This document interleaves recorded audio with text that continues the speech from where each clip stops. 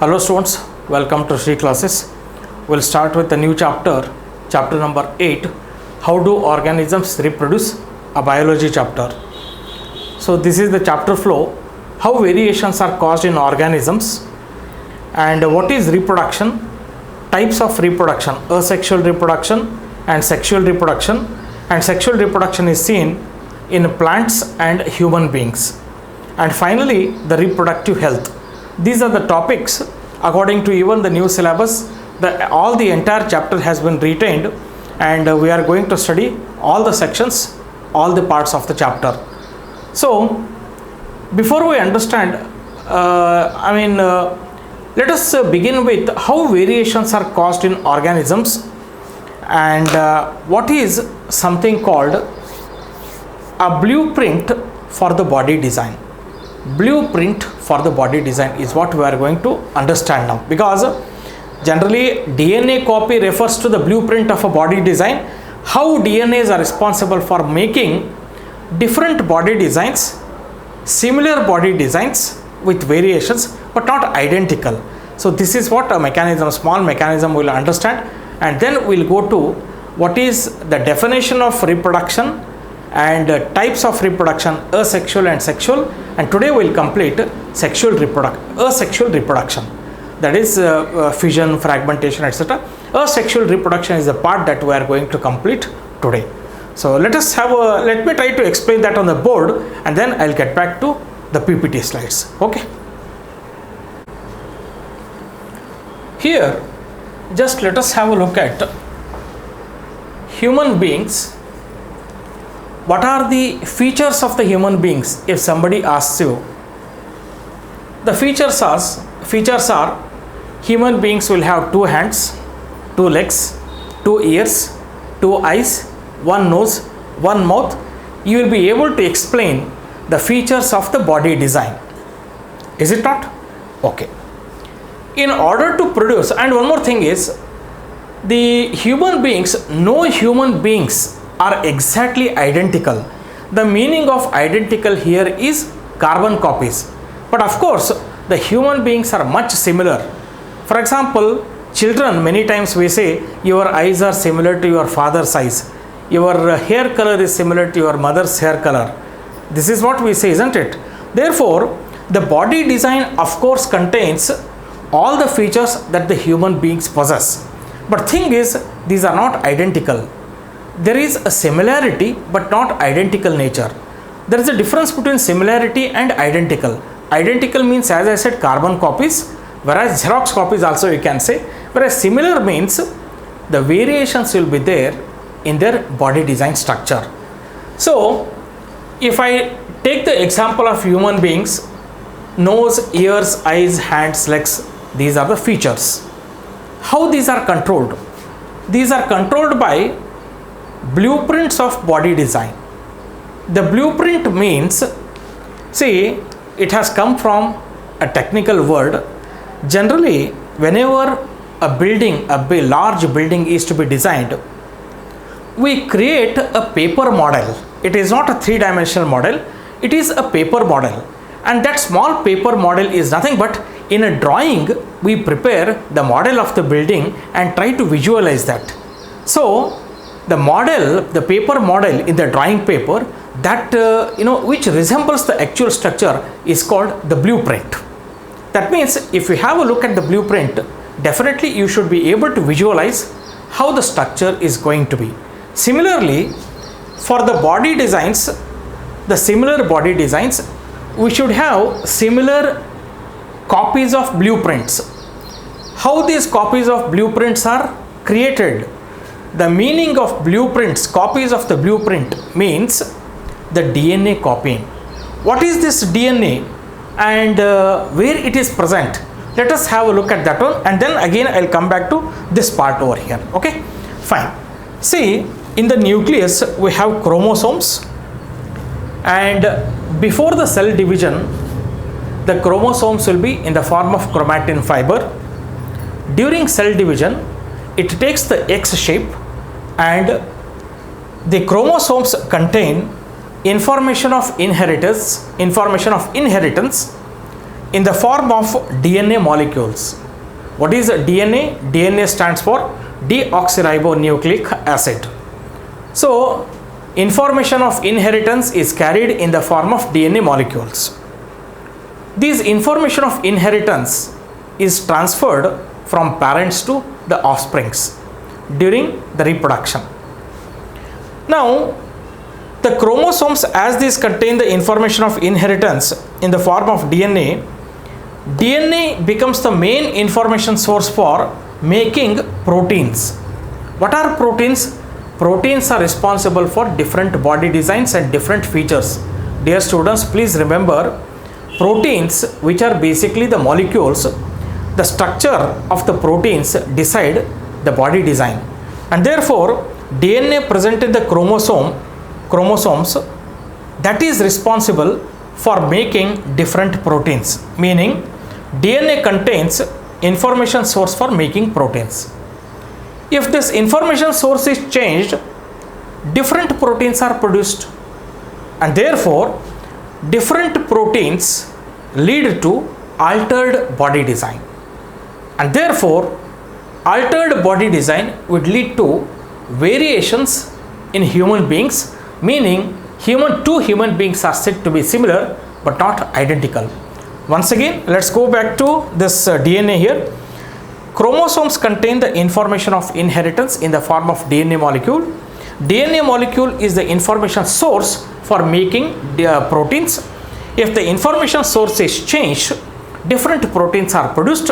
As the proteins decide the body structure and body design, that means individual features are controlled by the protein molecules or different proteins. So, as the information source changes in the DNA, different proteins are produced, and different proteins lead to different features of the body design, and therefore two organisms for that matter are said to be similar but not identical. What is the mechanism by which this DNA copying takes place? Remember, the blueprints over here refers to a DNA copying.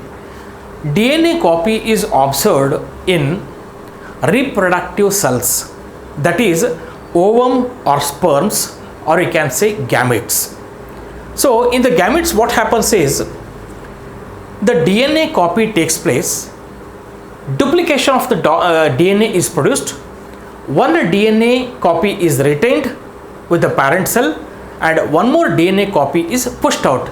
The meaning of pushed out here, it is not that one more DNA is pushed out of the cell. No, a copy of the DNA is created in a cell, and then a suitable cellular apparatus is formed. The meaning of cellular apparatus is creation of a cell membrane, cytoplasm, different cell organelles, and thus the DNA copy from one DNA, two copies are formed, or two DNAs are produced. One will be retained with the parent cell, and another, due to formation of the cellular apparatus, gets separated in the form of a separate cell containing its own cytoplasm, cell membrane, cell organelles, etc. Meaning, in the reproductive cells, one cell will divide into two daughter cells by producing a copy of its own DNA. How this is formed? It is formed by a chemical reaction which is called a biochemical reaction. Now we have to understand that these biochemical reactions are time dependent. Not only that, it depends upon the environment, and not this surrounding environment, but definitely inside the cell. Cell is basically highly dynamic in nature, and therefore the reactions that takes place inside the cell cannot be 100% reliable. That means DNA copying is a result of biochemical reaction. No biochemical reaction is 100% accurate, and therefore while production of a copy of a DNA, certain variations exist. Meaning, the variations means the DNA two copies, if you check it, of course there will be some variations. You got it? So those variations would lead to different body features, or variations will lead to small changes in the designs of the body features. Do you understand that? And therefore, very important thing is DNA copying is not 100% accurate. There exists a variation in the DNA copy, and that results into similar body design but not identical body design. And therefore, so actually when we look at the similar body design and identical body design, it depends ultimately upon how accurately a copy of a DNA is produced by means of a chemical reaction. If more accurately a DNA copy is duplicated, then definitely identical offsprings are produced, identical cells are produced. But no biochemical reaction is 100% reliable, absolutely reliable and 100% accurate, and therefore there exists inaccuracies in DNA copying, and that leads to variations in the body design. So ultimately what we have understood is the copies of blueprints of body designs are responsible for similar body designs, and copies of blueprint refers to the DNA copying.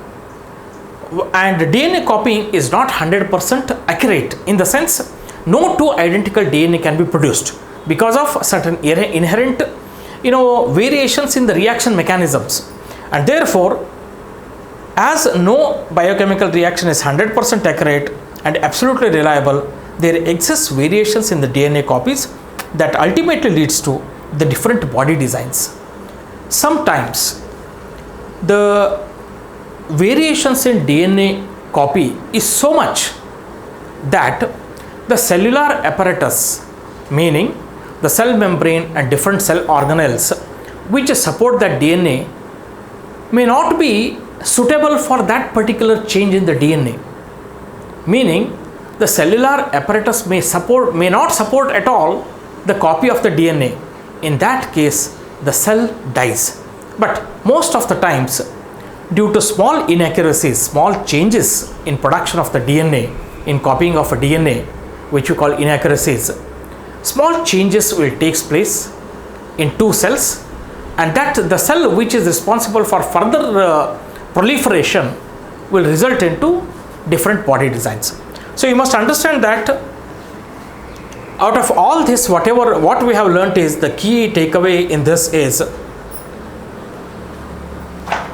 all human beings, the body features are similar but not identical. That is one thing, and that is due to variation caused in the DNA copying, which is referred to as the blueprint of the body design.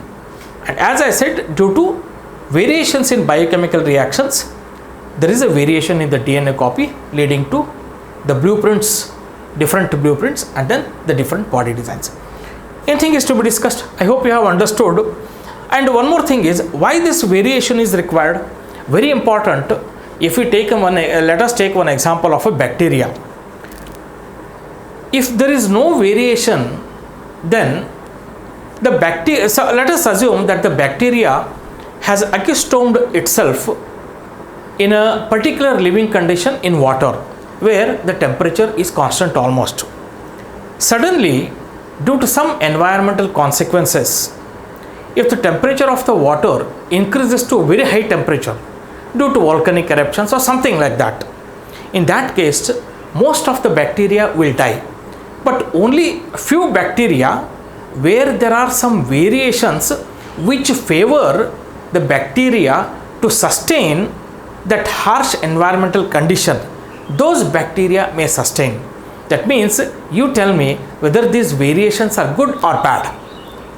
Drastic variations may not be helpful for the organisms, but certainly some variations will be able to some variations will be taken as an advantage by the organisms in order to sustain very harsh environmental conditions. And therefore, because of the variation, the bacteria, some bacteria may sustain the higher temperature of the water and may continue to live in that environment and once again continue with reproduction. That means the very survival of the particular population of a particular species is also very important in order to have an ecological balance in the system, isn't it? So, first two paragraphs of your textbook talk about DNA copying, which is referred to as a blueprint of a body design, and the importance of variations. Now, let me direct you to the PPT, the same thing I have written there. I probably you can make a good notes of that one. Read those PPT and make a small notes of that. Now, after going through this, let us see what is the importance of DNA copying and what is the importance of variation. Okay, let us have a look at the PPT now. So let us have a look at the PPT now. Here, do organisms create exact copies of themselves? Creation of exact copies is different, isn't it? Yeah, difficult. Creation of exact copies is difficult. That's what whatever the points I have discussed, I have written here. You can pause the video to note down these things. Okay, this is important. Next, what is the importance of DNA copying in reproduction? See, DNA copying forms the first step during reproduction, and therefore let us see what is the importance of DNA copying. DNA contains information for inheritance of characters from parents to the next generation. As a result of DNA copying, blueprints of body design are produced, which passes from parents to the offsprings. Thus, DNA copying maintains the body features in different generations of species due to production of different proteins. Sometimes DNA copying also creates a variation which are useful for the survival of species over the time. Of course, the variations, as I gave the example of bacteria. This inbuilt tendency for variation, the variations in DNA copying, that is the tendency of the cell basically. That inbuilt tendency for variation during reproduction is the basis of evolution. That means the variation forms the basis for evolution. What is that evolution? Gradual change in the body design of an organism in due course of time in order to take the advantage of the existing environmental harsh conditions. Or you can say the evolution is a process by which an organism we can observe a change in the body design of an organism in order to sustain the harsh environmental conditions. Unfortunately, this year the evolution part is taken out, but anyway, as a sentence, one sentence, you should know that the variations in the body design lead to the process called evolution. Okay. Next, what is the importance of variation? According to textbook, there are a couple of points which are to be noted. Let us go through this one. Populations of organisms fill well-defined places or niches in the ecosystem using their ability to reproduce. Niche means a particular region which favors a particular population. Is it clear? Instead of niche, I can simply say it is a place. The place which favors a particular species for its existence or the maintenance of a life, you can say. Consistency of DNA copying during reproduction is important for maintenance of the body design or body design features that allow the organism to use that particular place.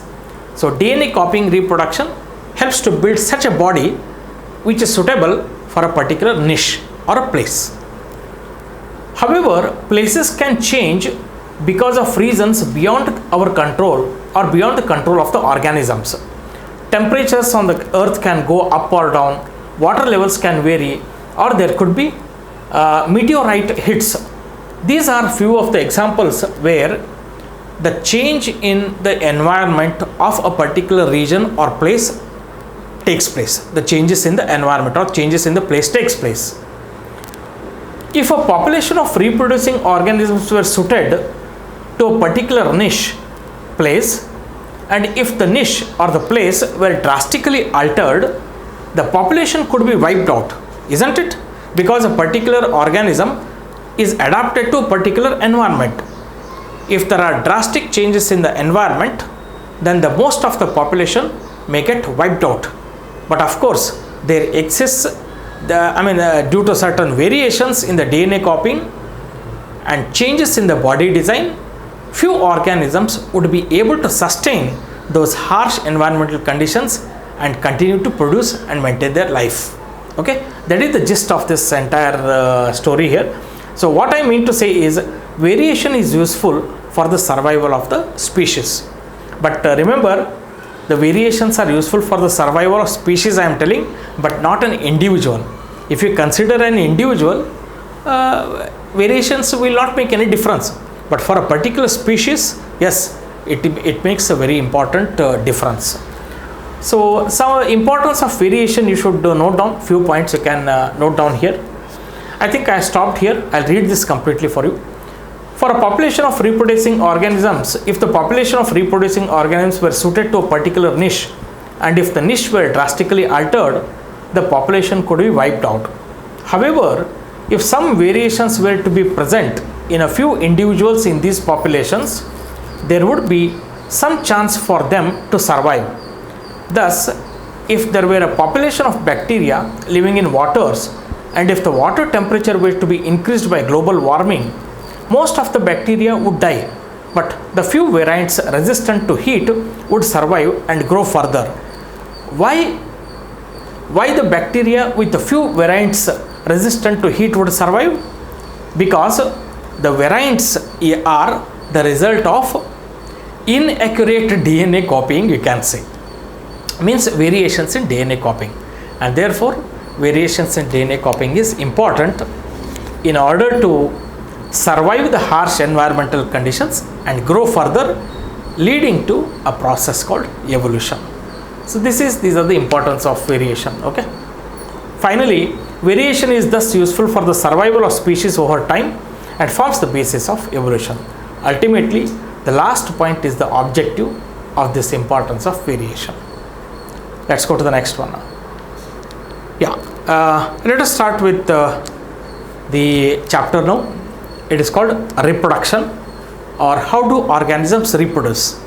In that, the first part is reproduction. What is reproduction? In simple terms, it is a process by which living organisms produce new individuals of the same species. Also, we can say it is a process in which the parents will give birth to the new offsprings. In simple terms, you can say that also. But it's a more modified definition, or more suitable, which you can say. That means it is a process by which living organisms produce new individuals of the same species. Important is same species. See, dogs cannot produce cats, and therefore we talk about the same species. You may ask why it is so. Because the chromosomes pair of chromosomes, or the total number of chromosomes present in the cells will not match, and therefore the union of such things cannot take place. Anyway, that we'll see that later. Now, after having understood reproduction, what is the importance of reproduction? There are a couple of points. Reproduction ensured continuity of life on the earth. Yes. Reproduction, it is a bridge to hereditary transmission. Yes, characters from parents to their offsprings and in further new generations, characters have been transferred. So reproduction forms a bridge to hereditary transmission. It involves continuation of characters from parents to daughter cells by copying of DNA molecules present in the chromosomes of the cell. How it is done? This is the way it is. Mainly, there are two modes of reproduction: sexual reproduction and asexual reproduction. What is the difference over here? At least a couple of points are important here. In asexual reproduction, a single parent is involved and gametes not formed. Sex cells are not formed. Sexual reproduction, both parents are involved and gametes are formed. See, formation of the gametes is by a process called meiosis. Mitosis and meiosis you must have studied in 9th standard. So meiosis is responsible for the production of reproductive cells. or the gametes. So a couple of points are important. First 2 points are important. And generally in asexual reproduction, as there is less variation, we say the progeny, the offspring produces identical, whereas in sexual reproduction the progeny produces similar to the parent. Here also, of course, it is identical, means in not all respects, but the variations are less in asexual reproduction. If both the parents are involved, then more variations and therefore more altered body designs or changes and therefore the progeny is similar to the parent but not identical. So these are few points with respect to asexual and sexual reproduction. You can pause the video to note down some points. Yeah, same thing here. Modes of reproduction, asexual and sexual. What is that one? This involves production of new organism from a single parent without the involvement of sex cells or gametes. Correct. Sexual reproduction, it is the production of new organisms that involves both the parents with the production of sex cells or gametes, you can say. Sex cells or gametes are both are same. Now here, according to the textbook, how many types are there in asexual reproduction? 1, 2, 3, 4, 5, 6. There are 6 modes of asexual reproduction is what we are going to study, namely fission, fragmentation, regeneration, budding, vegetative propagation and spore formation. Here sexual reproduction, we are going to study the sexual reproduction in flowering plants, which are also called angiosperms, and reproduction in human beings. So mainly we will be concentrating sexual reproduction in plants, especially flowering plants, and in human beings. Same classification is written here, fission, budding, this is types of asexual reproduction. So important, these two things. This involves production of new organism from a single parent without the involvement of sex cells or gametes, whereas sexual reproduction involves production of an offspring with the involvement of where two parents are involved with the involvement of their sex cells or gametes. Important. Okay. So pause the video and make at least few points out of this. Yes, we'll start one by one now. What is fission and fission, fragmentation, about whatever that 5-6 types of reproduction are there. How many types are there? Let's see. 6 is there. Yeah, 6 are there. So let us study one by one and complete all these 6 modes of asexual reproduction. First one is fission. What is fission? First of all, it is a mode of reproduction in single cellular organisms or unicellular organisms, first of all. And therefore, how do you define this fission? It is a process in which parent organism splits or divides to form 2 or more new organisms. Also, you can say it is a process where a single cell splits or divides to form 2 or more daughter cells. Why we can say cells here? Because it refers to unicellular organism. Fission refers to a unicellular organism. So what is this fission process? It is a process in which a single cell divides into 2 or more daughter cells. That is the main important. There are 2 types here. One is a binary fission and another is a multiple fission. What is binary fission? As the name suggests, one cell divides into 2 halves or 2 daughter cells. And what is multiple fission? One cell divides into many daughter cells. That is the difference here. So let us study what is binary fission and understand the examples. Dear students, most important is the examples are very important, especially for the fission process, because 2-3 examples are very critical. So let us see, there are 2 types of fission. One is binary fission and multiple fission. What is binary fission? Division of one cell into 2 similar or identical cells is called a binary fission. It is a process in which a single cell divides into 2 daughter cells. That is the binary fission. What are the example? bacteria and protozoa. Remember, bacteria and protozoa. Protozoa refers to amoeba, paramecium, etc. Now, there is a small paragraph which is given in your textbook. You must know very well. See, in organisms such as amoeba, the splitting of the two cells during the division can take place in any plane. In any plane means in any axis, amoeba can split into two cells. One amoeba can split into two amoeba. That means along any axis, there is no specific plane or an axis along which the cell division takes place. Not necessary. Okay. So here, why you have to study this? Because definitely we are going to have one more organism, whereas Leishmania, can you see here? Leishmania here. What is Leishmania? While in some unicellular organisms such as Leishmania, which causes Kala Azar, a disease which causes a Kala Azar, Leishmania, in that Leishmania, it has a whip-like structure and at one end of the cell, and the binary fission occurs in a definite orientation, not in any orientation, in a definite plane or a definite orientation. You can see here, if the flagellum is here in the Leishmania, on the opposite side the splitting has been shown here. Splitting up of the cell has been shown.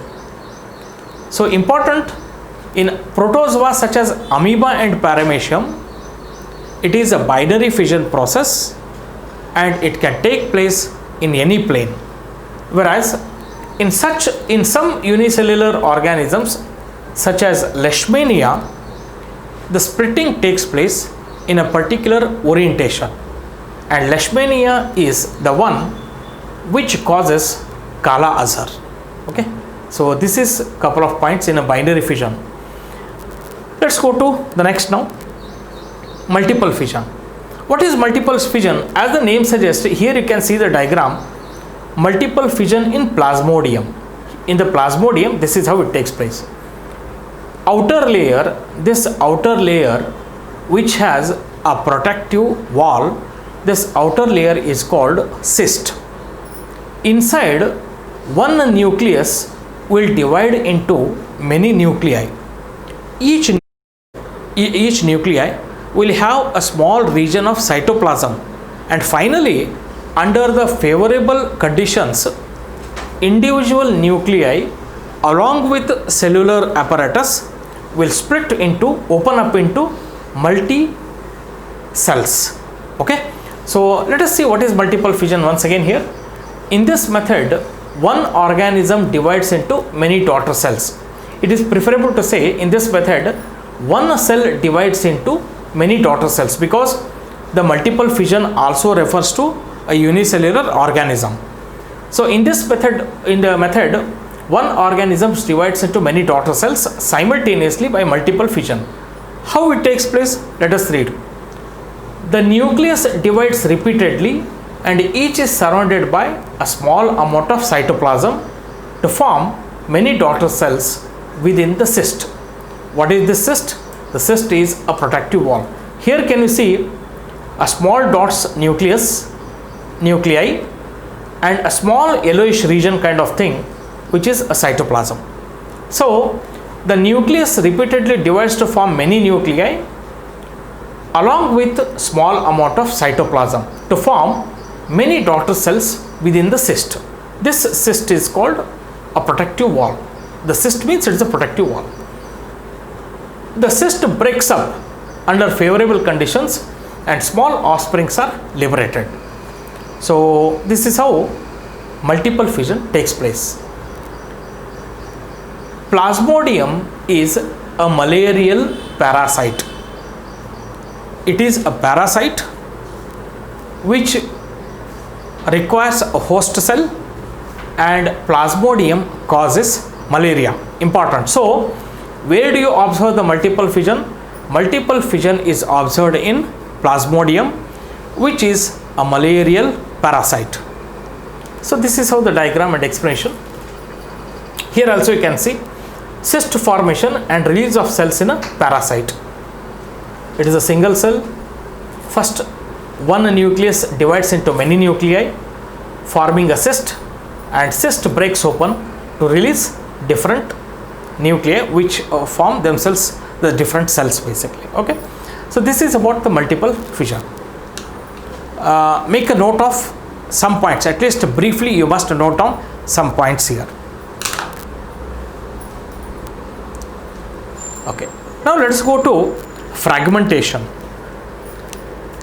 See, generally all these asexual modes of reproduction, the questions will be in the form of define fragmentation with an example, or what is fragmentation with an example. Explain. This is going to be the question. So let us see what is fragmentation. First of all, fragmentation is Spirogyra. Look at this organism. It is a Spirogyra. It is a multicellular organisms. But what kind of multicellular? Simple multicellular organism. You got it? This Spirogyra, it is not a complex multicellular organism. It is a plant with a simple multicellular. It is a simple multicellular organism. So here you can see the picture of Spirogyra.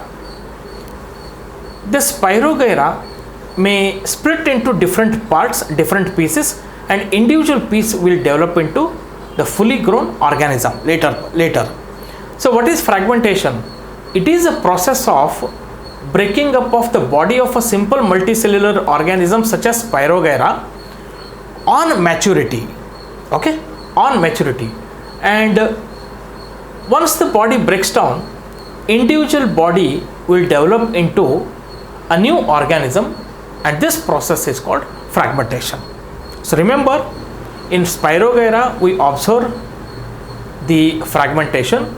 It is a process in which simple multicellular organisms such as Spirogyra will split on maturity, and each piece will grow into new individual organism. So you can make a small note of this fragmentation also. Anything is to be discussed? That's all. These things are quite simple. You should be able to make a small note and draw the diagrams also. Next is regeneration. Very important. Regeneration. Many times, you may be asked to define the difference between regeneration and budding. Okay, that's the important process, because this regeneration and budding is applicable for certain same organisms. For example, Hydra also, regeneration is a mode of reproduction, whereas budding is also the mode of reproduction in Hydra. So let us understand what is the regeneration. Look at the examples here first. Hydra and Planaria. Here, this Hydra, by chance, it is amputated into two different parts. What is the meaning of amputation?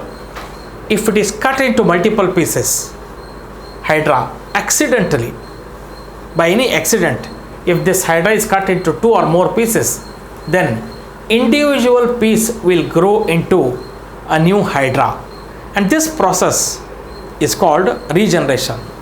Let us see what is the regeneration therefore. Many fully differentiated organisms have the ability to give rise to the new individual organisms from their body parts, and this process is known as regeneration. If the individual is somehow cut or broken up into many pieces, see, it is not necessary that for reproduction Hydra wants itself to be cut into pieces. No, accidentally if Hydra is cut into multiple pieces, each piece will grow into a new Hydra. That is what it means. How this regeneration takes place? Regeneration takes place by means of specialized cells. Very important. Regeneration takes place by means of specialized cells. How it takes place?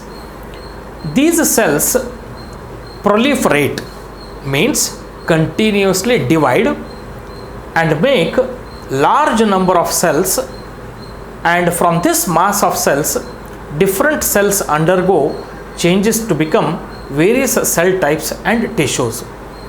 That means, see, whenever these parts are cut, these parts contain specialized cells called regeneration cells. What is their duty? These regenerative cells divide into many cells, and a group of cells will form a particular tissue, and therefore it would be able to build the entire body of a organism. It would be able to build its own body. So important thing is about the specialized cells. Which are the examples? Hydra and Planaria. For example, simple animals like Hydra and Planaria can be cut into any number of pieces, and each piece grows into a complete organism. This is known as regeneration. Okay, and the last one part is given. Regeneration is not the same as reproduction. Of course, why we cannot consider it to be a method of reproduction is, in order to produce the new organisms, it is not necessary that the organism should be cut into different parts. No, and hence regeneration is not same as reproduction. Okay, that is one part which you should know. Yeah, that's all about the regeneration in Hydra and Planaria. Example you must remember. Okay. Next is budding process. Again here Hydra comes into picture. This is the actual method of reproduction in Hydra, by budding process. Of course, the same process is followed in yeast also. So what is budding here is, see, Hydra at some body part it would be able to produce a small part called bud at a particular region. That bud grows and forms a new Hydra. After maturity, this bud which is fully grown into a Hydra will get detached and therefore forms a new Hydra. So what is budding? It is a process in which a small part of the body of the parent organism grows out as a bud. Here you can see, this is a bud. This grows out and this forms a bud here. Here it is given bud. Of course, the budding starts from here itself. It is a process in which a small part of the body of the parent organism grows out as a bud, which then detaches and becomes a new organisms. Part of the body grows out as a bud, and then it grows into a fully developed organism. On maturity, it gets detached and it becomes a new organisms. Okay. Hydra uses regenerative cells for reproduction in the process of budding. Remember, when we saw the regeneration, there also those are regenerative cells or the specialized cells called regenerative cells. Here also Hydra use regenerative cells for reproduction in the process of budding.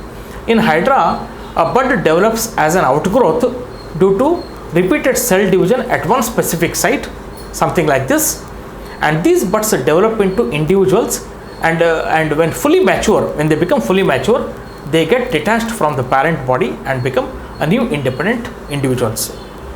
3 diagrams are given in the textbook, and these 3 diagrams are important. You cannot draw, it is preferable to stick to the number of diagrams as specified and as given in the textbook. So 3 diagrams in the textbook, and to show the budding process, if you draw these 3 diagrams, it is enough. Similarly, yeast cells. I think let me have a next diagram where you can see the budding process in yeast. Anything is to be discussed here? That's all. Here you can see yeast cell are developing bud here, and a new bud and a chain of buds. Developing bud, new bud, and the chain of buds. These will get detached, and this is how one yeast cell will divide into many yeast cells. Reproduction in yeast by budding. See, one important thing here is 1, 2, 3, 4. These 4 diagrams are required to explain the budding process in yeast cell. Okay, so make a note of this diagram, which is helpful. Next is, what is vegetative propagation? In simple terms, in some plants, the new plants can be grown out of the body parts of the existing plant. Which are the parts? Roots, stem or leaves. So what is vegetative propagation? In this process, new plants are obtained from the parts of old plants such as roots, stem or leaves without the help of any reproductive organ, and that process is vegetative propagation. Where do you find this vegetative propagation? In the agricultural industry or in the agricultural farming and all. Vegetative propagation is the most popular method which is used in layering or grafting or cutting to grow plants such as sugarcane, roses or grapes. Can you find sugarcane seeds in the market? No, because it has lost the ability to produce seeds. So how do you grow such plants? Vegetative propagation. Similarly, rose or grapes, you can get a small rose plant, but definitely not rose seeds where you can germinate in moist soil and grow a new plant. Not possible, because these things have lost the ability to produce the seeds. So plants produced by vegetative propagation produce flowers and fruits earlier than those produced from seeds. Yes, why it is so? If you take seeds have to be germinated. It takes time. It has to grow into a seedling. It has to grow into a shoot, root.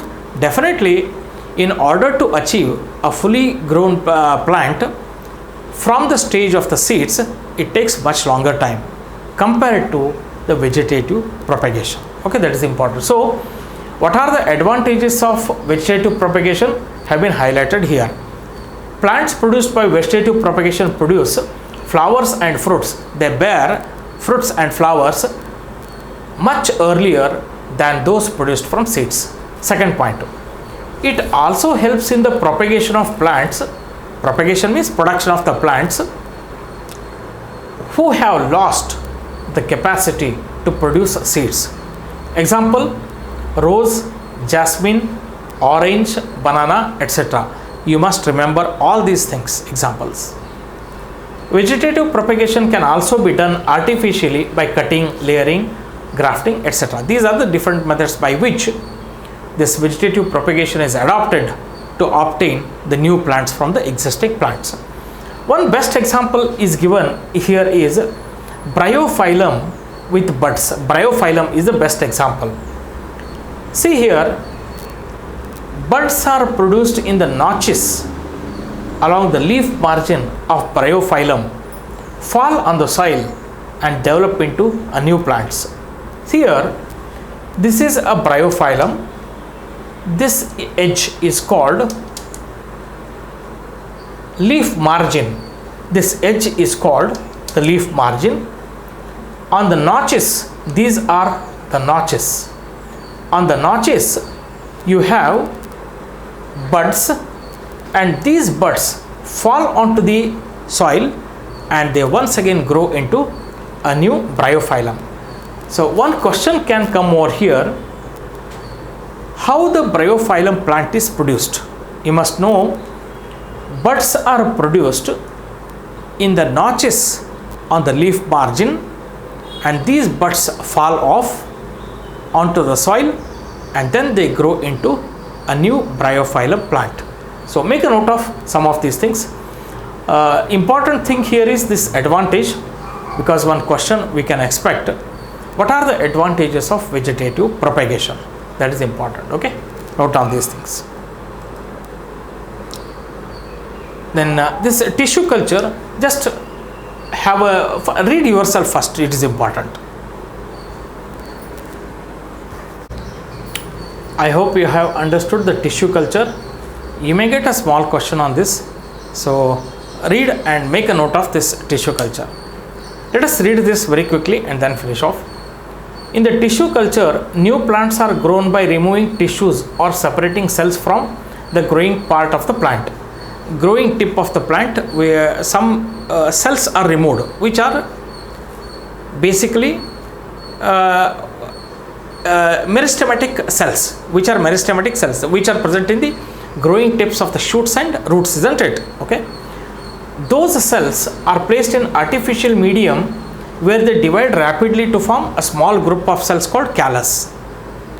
From then, these callus are transferred to one more medium containing hormones that trigger the growth of these cells to form a small plants called plantlets. See here, the plantlets, and these plantlets are placed then inside the soil to form the plants. So this is how the tissue culture, of course tissue culture also is, are you not taking the cells from the growing tips of the plant here?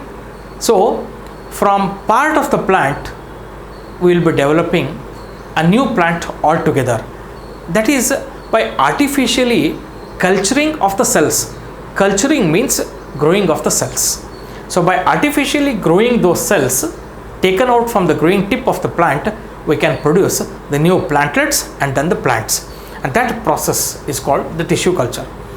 This has gained more momentum in nowadays. Okay.